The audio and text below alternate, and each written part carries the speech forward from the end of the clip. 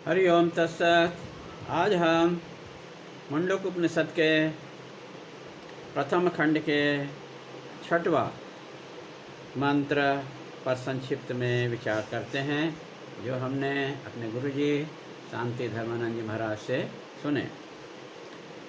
वह जो इंद्रियों का विषय नहीं है, कर्मेंद्रियों का विषय नहीं है, अगोत्र है, अवर्ण है, चक्षु स्रोत आदि से रहित है, नित्य है, पाणिपाद से रहित है, वह नित्य विभु सर्वव्यापक अत्यंत सूक्ष्म संपूर्ण भूतों का कारण और अव्यय है, उसे धीर पुरुष सर्वत्र देखते हैं। पराविद्या क्या है और अपराविद्या क्या है? पराविद्या को मात्र जानना है, जानने के बाद कुछ करना नहीं है, और अपराविद्या को जानने के बाद करना पड़ता है। गुरुकुल में वैदिक कर्म के अधिकारी व्यक्ति नहीं रहता है। पढ़ाई करने के उपरांत, विवाह करने के उपरांत एक पुत्र वाला होने से और बाल काला होने से ही वह याज्ञ का अधिकारी होता है। पुत्र वाला व्यक्ति यदि ब्राह्मण है तो बसंत ऋतु में, क्षत्रिय है तो ग्रीष्म ऋतु में, और वैश्य है तो वर्षा ऋतु में याज्ञ करेगा, अग्नि को आदान करेगा। पराविद्या गुरुमुख से सुन करके ब्रह्म अनुभूति हो जाती है। कृपा को धारण करने की क्षमता होना चाहिए। धारण करें परंतु दिखता नहीं, कालांतर में कुछ नहीं होता। केवल शब्द के प्रकार का प्रकाशित अर्थ ज्ञान निष्ठा बाकी है और कुछ ज़रूरत नहीं होती। निष्ठा पूर्वक मनन निध्यासन करो।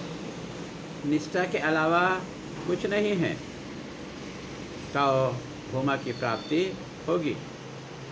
आगे कहने वाले बातों की बुद्धि में परामर्श किया जा रहा है। सकल इंद्रियां का विषय है। पंच इंद्रियों द्वारा गोत्र या मूल परंपरा से उत्पन्न हुआ, उसका पर ब्रह्म का कोई मूल नहीं है जिससे उसका संबंध जोड़ा जाए।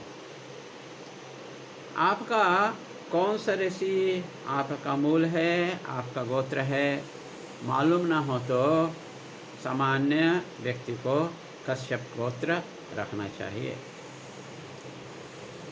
परंतु संन्यास लेने के उपरांत शरीर को स्वाहा कर देते हैं, जीव को भी स्वाहा कर देते हैं, फिर गोत्र कहाँ रह जाता है। लेकिन आत्मा का कोई गोत्र नहीं होता है। संन्यास के बाद भी कर्म उपासना करना पड़ेगा। मंद अधिकारियों के लिए तो गोत्र भी बताना पड़ेगा, और इस कारण से 10 नाम परंपरा में 4 भाग देवता को बांटा गया है। नाम रूप चक्षु स्रोत इंद्रियादि नहीं हो सकती है। वह आत्मा परमात्मा विषय को ग्रहण करता होगा, ऐसा पामर मूढ़ व्यक्ति सोचता है।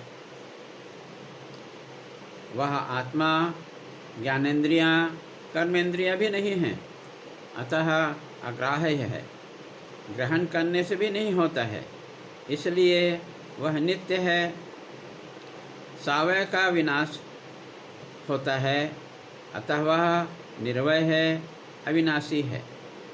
ब्रह्मा से लेकर कई रूपों में अनुभव में आता है, अतः वह आकाश के समान अत्यंत सूक्ष्म और सर्वत्र है। शब्द, स्पर्श, रूप, रस, गंध सूक्ष्म से स्थूल की ओर बनते जाते हैं। उत्तरेतर स्थूल से सूक्ष्म होते जाता है। उक्त धर्म वाला होने से विभु है, वह आत्मा व्यय नहीं होता। अंगों में चपाचय होता है, ब्रह्म में कोई अंग नहीं होते, तो चपाचय भी नहीं होगा।